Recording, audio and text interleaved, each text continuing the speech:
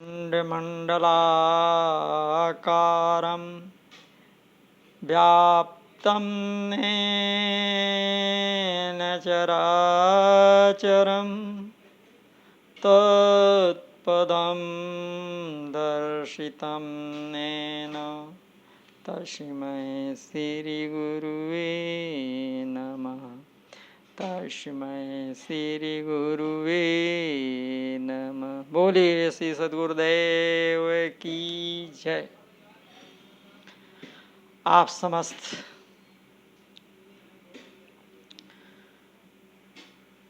लोगों को हमारा हार्दिक प्रणाम।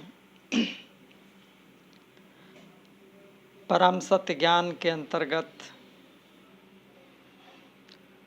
पहले काफ़ी चर्चा चल चुकी है। अब योगा वासिष्ठ रामायण पर चर्चा चल रही है और इसमें जो कई भूमिकाओं का वर्णन, ज्ञान की भूमिका का वर्णन हो चुका है और अब ज्ञान भूमिका का वर्णन चल रहा है। ज्ञान भूमिका के भी वर्णन में शुभेच्छा, विचारणा, तनुमानसा 3 पर विशद चर्चा हो चुकी है। अब चौथी चर्चा है सत्वात्पत्ति। तो सत्वात्पत्ति की चर्चा अब इस तीसरे वीडियो में करेंगे, जिसमें आप सभी का हार्दिक अभिनंदन है, हार्दिक स्वागत है। तो ज्ञान भूमिका के अंतर्गत चौथी है सत्वापत्ति ज्ञान भूमिका, जिसमें बताया गया है भूमिका त्रिय तयाभ्यासा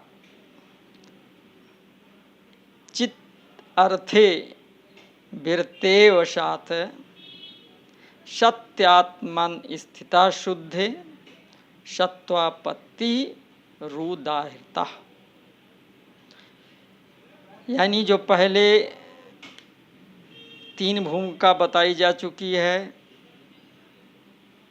शुभेच्छा, श्रवण, विचारणा, मनन और तन्मानसा निध्यासन, ये जो 3 भूमिकाएं बताई जा चुकी हैं, ये 3 भूमिकाओं के अभ्यास से चित्त के सांसारिक विषयों से अत्यंत विरक्त हो जाने के अनंतर उसके प्रभाव से आत्मा का शुद्ध तथा सत्य स्वरूप परमात्मा में तद्रूप हो जाना, ये सत्वापत्ति भूमिका कहा गया है। ज्ञान की ये भूमिकाएं हैं। तो श्रवण, मनन और निध्यासन के तीव्र अभ्यास से जब साधक सच्चिदानंद घन परमात्मा को प्राप्त हो जाता है, तब उसी को सत्वापत्ति नामक चौथी भूमिका कहते हैं। इसी को गीता में निर्वाण ब्रह्म की प्राप्ति कहा गया है। गीता अध्याय 5 श्लोक 24 में बताया गया है कि यो अंतः सुखो अंतरा रामस्तथा अंतर ज्योतिरेव यह स योगी ब्रह्म निर्वाणम ब्रह्मभूतो अधिगच्छति। अर्थात जो पुरुष आत्मा में ही सुखी है, यो अंता सुखो अंतरात्मा, आत्मा में ही रमण करता है, रामस्तथा अंतर ज्योति, तथा जो आत्मा में ही ज्ञानवान है, वो सच्चिदानंद घन परम ब्रह्म परमात्मा के साथ एक ही भाव को प्राप्त मैं ही ब्रह्म हूँ, ब्रह्मभूतो अधिगच्छति, इस प्रकार अनुभव करने वाला ज्ञान योगी शांत ब्रह्म को प्राप्त होता है।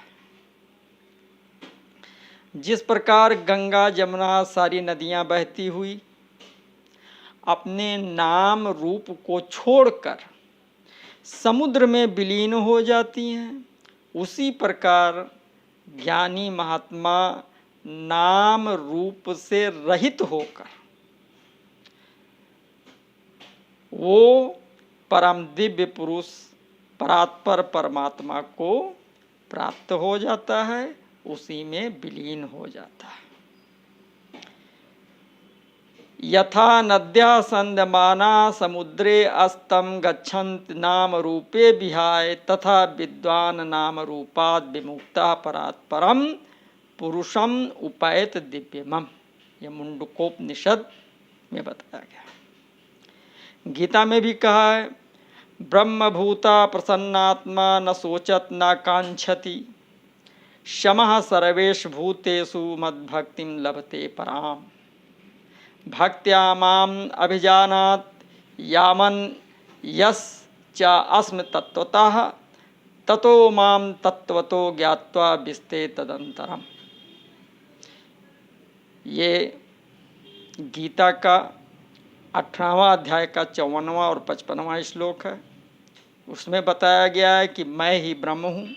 इस प्रकार के अनुभव से सच्चिदानंद घन ब्रह्म में एक ही भाव से स्थित प्रसन्न मन वाला ज्ञान योगी ना तो किसी के लिए शोक करता है और ना किसी की आकांक्षा ही करता है। ऐसा समस्त प्राणियों में समभाव वाला योगी मेरी पराभक्ति यानी ज्ञान निष्ठा को प्राप्त हो जाता है। उस ज्ञान निष्ठा रूप पराभक्ति के द्वारा वो मुझ परमात्मा को मैं जो हूँ और जितना हूँ ठीक वैसा का वैसा तत्व से जान लेता है तथा उस ज्ञान निष्ठा से मुझको तत्व से जानकर तत्काल ही मुझ में प्रविष्ट हो जाता है। जब साधक को परम ब्रह्म का यथार्थ ज्ञान हो जाता है तब वो ब्रह्म ही हो जाता है। सा यो हा वै तत्परम ब्रह्म वेद ब्रह्म एव भवति, मुंडकोपनिषद में बताया गया है। फिर उसका इस शरीर और संसार में कुछ भी संबंध नहीं रहता। ब्रह्मवेत्ता पुरुष के अंतःकरण में शरीर और अंतःकरण के सहित ये संसार स्वप्नवत प्रतीत होता है। जैसे स्वप्न से जगा हुआ पुरुष स्वप्न की घटना को मन की कल्पना मात्र मानता है, वैसे ही उस ब्रह्मवेत्ता के अंतःकरण में यह संसार कल्पना मात्र प्रतीत होता है। अर्थात इस संसार की काल्पनिक सत्ता प्रतीत होती है। स्वप्न में और इसमें इतना ही अंतर है कि स्वप्न का समय तो भूतकाल है और संसार की स्वप्नवत प्रतीति का समय वर्तमान काल है। तथा स्वप्न में जो मन बुद्धि थे वे वर्तमान काल में भी इस जीवात्मा के साथ संबंधित हैं, किंतु जब मनुष्य ब्रह्म को प्राप्त हो जाता है तब उसके मन बुद्धि शरीर में ही रह जाते हैं, उस ब्रह्मवेत्ता के साथ ब्रह्म में संबंधित नहीं होते। इसलिए ब्रह्म की दृष्टि से इस संसार का अत्यंत अभाव है। वास्तव में ब्रह्म के लिए कोई दृष्टि ही नहीं है, केवल समझाने के लिए दृष्टि का आरोप किया जाता है। ब्रह्म की दृष्टि में तो केवल एक ब्रह्म ही है, उसके सिवा अन्य कुछ है ही नहीं। तो ब्रह्मवेत्ता के शरीर का जो अंतःकरण है उसमें इस संसार का अत्यंत अभाव और सच्चिदानंद घन ब्रह्म का भाव प्रत्यक्ष, ये ब्रह्मवेत्ता का अनुभव है। इसी अनुभव के बल पर शास्त्रों में ये कहा गया है कि एक सच्चिदानंद घन के सिवा कुछ भी नहीं है। जो ब्रह्म को प्राप्त हो जाता है वो ब्रह्म ही बन जाता है। श्रुति में कहा गया है कि ब्रह्म एव शन ब्रह्ममाप्येति, बृहदारण्यक में बताया गया वो ब्रह्म ही होकर ब्रह्म को प्राप्त होता है, इसलिए वो लौटकर नहीं आता। श्रुति कहती है नाचा पुनरावर्तते, नाचा पुनरावर्तते, छांदोग्य उपनिषद में। फिर वो कभी नहीं लौटता, फिर वो कभी नहीं लौटता। जब ब्रह्म की दृष्टि में सृष्टि का अत्यंत अभाव है, तब ब्रह्म ही हो जाने पर लौट कर कौन कैसे कहाँ आए। गीता में भी कहा गया है तद्बुद्धयस्त दात्मानस तन्निष्ठास तत्परायणा गच्छन्ति पुनरावृत्तिम ज्ञानम निर्धूत कल्मषा। जिसका मन तद्रूप हो रहा है, जिनकी बुद्धि तद्रूप हो रही है और सच्चिदानंद घन परमात्मा में ही जिनकी निरंतर एक ही भाव से स्थिति है, ऐसे तत्परायण पुरुष ज्ञान के द्वारा पाप रहित होकर पुनरावृत्ति को अर्थात पुनः न लौटने वाली परम गति को प्राप्त होते हैं। भाव यह है कि उसका मन तद्रूप ब्रह्म रूप हो जाता है। पूर्णानंद, अपारानंद, शांतानंद, घन आनंद, अचलानंद, ध्रुव आनंद, नित्यानंद, बोध स्वरूपानंद, ज्ञान स्वरूपानंद, परमानंद, महान आनंद, एक आनंद ही आनंद परिपूर्ण है। एक आनंद के अतिरिक्त और कुछ भी नहीं है। तो इस प्रकार ब्रह्म के स्वरूप का मनन करते करते जब मन तन्मय ब्रह्ममय हो जाता है, तब उसको तदात्मा कहते हैं। तो जो जितनी प्रकार के विभूषणों से विभूषित ब्रह्म का मनन करते करते, जैसा ऊपर बताया अभी कहा है, जब मन ब्रह्म में विलीन हो जाता है और उन विशेषज्ञों की आवृत्ति के प्रभाव से ब्रह्म के विशेष स्वरूप का बुद्धि में अनुभव हो जाता है, तब बुद्धि के द्वारा अनुभव किए हुए उस ब्रह्म के विशेष स्वरूप को लक्ष्य बनाकर जीवात्मा उस ब्रह्म का ध्यान करता है। यही ब्रह्म यहाँ ब्रह्म तो ध्येय है, ध्यान करने वाला साधक ध्याता है और बुद्धि की वृत्ति ही ध्यान है। तो इस प्रकार ध्यान करते करते जब बुद्धि उस ब्रह्म में विलीन हो जाती है, तब उसे तद बुद्धि कहते हैं। इसके पश्चात जब ध्याता ध्यान और ध्येय रूप त्रिपुटी न रहकर साधक की ब्रह्म के स्वरूप में अभिन्न स्थिति हो जाती है, एकाकार हो जाता है, तब उसे तन्निष्ठ कहते हैं। इसमें ब्रह्म का नाम रूप और ज्ञान रहता है, इसलिए यह प्रारंभिक साविकल्प समाधि है। इसी को सावितर्क संप्रज्ञात समाधि कहते हैं। महर्षि पतंजलि ने भी बतलाया है तत्र शब्दार्थ ज्ञान विकल्पय संकीर्ण सन वितर्का समापत्ति। योग दर्शन में कहा गया, उसमें शब्द अर्थ और ज्ञान इन तीनों के विकल्पों से मिली हुई समाधि सावितर्क है। तो इस प्रकार सविकल्प समाधि होने के बाद जब स्वतः ही साधक की निर्विकल्प समाधि हो जाती है, पहले कौन सी समाधि? सविकल्प समाधि, और फिर धीरे धीरे क्या हो जाता, वही चेंज होकर के निर्विकल्प समाधि हो जाती है। तब ब्रह्म का नाम शब्द रूप अर्थ और ज्ञान ये तीनों विकल्प भिन्न भिन्न नहीं रह जाते, एक अर्थमात्र वस्तु ब्रह्म का स्वरूप ही रह जाता है। इसी को निवितर्क संप्रज्ञात समाधि कहते हैं। महर्षि पतंजलि ने कहा है, स्मृति पर शुद्धो स्वरूप शून्य व अर्थमात्रा निभाषा निवर्तको। योग दर्शन में आया है, शब्द और प्रतीति की स्मृति की भली भांत लुप्त हो जाने पर अपने रूप से शून्य हुए के सदृश केवल ध्येय मात्र के स्वरूप को प्रत्यक्ष कराने वाली अंतःकरण की स्थिति ही निर्वितर्क समाधि है। इसमें साधक स्वयं ब्रह्म स्वरूप ही बन जाता है, अतः इसको तत्परायण कहते हैं।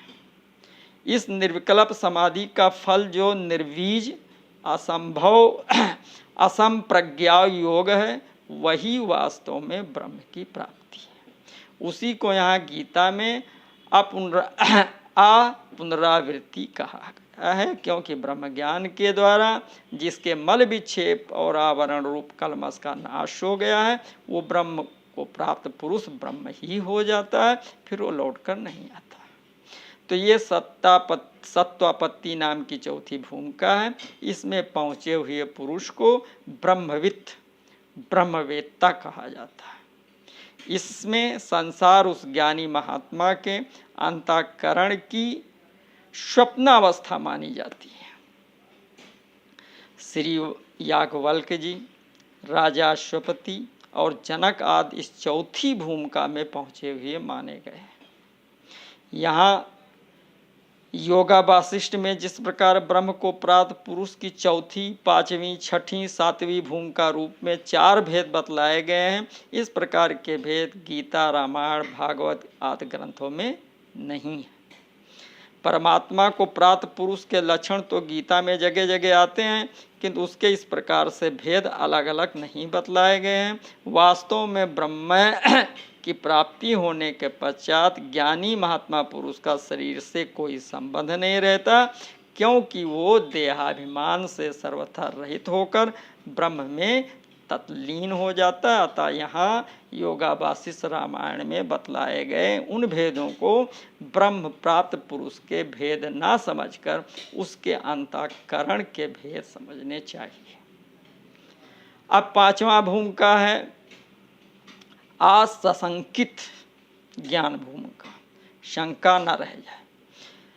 तो दशा च चतुष्टया अभ्यासाद संसंग फलेन च रूढ़ सत्व चमत्कारात् प्रोक्ता संशक्ति नामिका शुभेच्छा विचारणा तनुमानसा सत्वापत्ति। तो इस चारों के सिद्ध हो जाने पर स्वाभाविक अभ्यास से चित्त के बाह्य अभ्यंतर, अंदर और बाहर, सभी विषय संस्कारों से अत्यंत असंग संबंध विच्छेद हो जाने पर अंतःकरण का समाधि में आरूढ़ स्थिर हो जाना ही असंक्ति नाम की 5वीं भूमिका कही गई है। अर्थात परम वैराग्य और परम उपरति के कारण उस ब्रह्म प्राप्त ज्ञानी महात्मा का इस संसार और शरीर से अत्यंत संबंध विच्छेद हो जाता है। इसलिए इस 5वीं भूमिका को असंशक्ति कहा गया है। ऐसे पुरुष का संसार से कोई प्रयोजन नहीं रहता, अतः वो कर्म करने या न करने के लिए बाध्य नहीं है। गीता में भी कहा है, नैव तस्त कृते नार्थो न कृते नेह कश्चन न चास्य सर्वभूतेषु कश्चिदर्थ व्यापाश्रया। उस महापुरुष का इस विश्व में ना तो कर्म करने से कोई प्रयोजन रहता है और ना कर्मों के ना करने से ही कोई प्रयोजन रहता है, तथा संपूर्ण प्राणियों में भी इसका किंचिन मात्र भी स्वार्थ का संबंध नहीं रहता। फिर भी उस ज्ञानी महापुरुष के संपूर्ण कर्म शास्त्र सम्भव और कामना एवं संकल्प से शून्य होते हैं। इस प्रकार जिसके समस्त कर्म ज्ञान रूप अग्नि के द्वारा भस्म हो गए हैं, उस महापुरुष को ज्ञानी जन भी पंडित कहते हैं। यस्य सर्वे समारंभा काम संकल्प वर्जिता ज्ञानाग्रदग्ध कर्माणम तमाहा पंडितम बुधाः। गीता में कहा गया, गीता के 4 अध्याय और 19वें श्लोक में।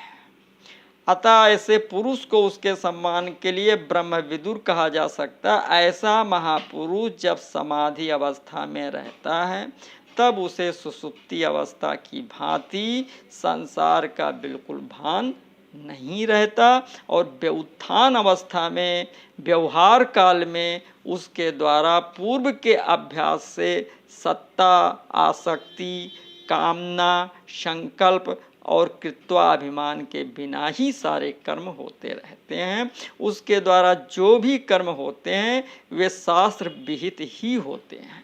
उसकी कभी समाधि अवस्था रहती है और कभी व्युत्थानावस्था उसकी किसी प्रकार के प्रयत्न के बिना स्वतः ही हो जाती है, किंतु वास्तव में संसार के अभाव का निश्चय होने के कारण उसकी व्युत्थानावस्था भी समाधि के तुल्य ही होती है। इस कारण उसकी इस अवस्था को सुषुप्ति अवस्था भी कहते हैं। श्री जड़ भरत जी इस पांचवी भूमिका में स्थित माने जा सकते हैं। छठा है पदार्थ अवभावना ज्ञान भूमिका। भूमिका पंच का अभ्यासात स्व आत्मराम तयादृढ़ अभ्यांतराणाम बाह्यानाम पदार्थानाम भावनात् पर परियुक्तेन चिरम प्रयत्ने अर्थम भावानात् पदार्थ भावाना नामनी षष्ठी संजायते गति। जो पांचों भूमिकाओं के सिद्ध हो जाने पर जो पहले बताई जा चुकी हैं, इनकी स्वाभाविक अभ्यास से उस ज्ञानी महात्मा की आत्मा रमता के प्रभाव से उसके अंतःकरण में संसार के पदार्थों का अत्यंत सा भाव हो जाता है, जिससे उसे बाहर भीतर के किसी भी पदार्थ का स्वयं ज्ञान नहीं होता। दूसरों के द्वारा प्रयत्न पूर्वक चिरकाल तक प्रेरणा करने पर ही कभी किसी पदार्थ का भान होता है। इसलिए उसके अंतःकरण की पदार्था भावना नाम की छठी भूमिका हो जाती है। पांचवी भूमिका के पश्चात जब वो ब्रह्म प्राप्त पुरुष छठी भूमिका में प्रवेश करता है, तब उसकी नित्य समाधि रहती है। इसके कारण उसके द्वारा कोई भी क्रिया नहीं होती। उसके अंतःकरण में शरीर और संसार के संपूर्ण पदार्थों का अंततः अभाव सा हो जाता है। उसे संसार का और शरीर के बाहर भीतर का बिल्कुल ज्ञान नहीं रहता, केवल श्वास आते जाते हैं। इसलिए उस भूमिका को पदार्थ भावना कहते हैं।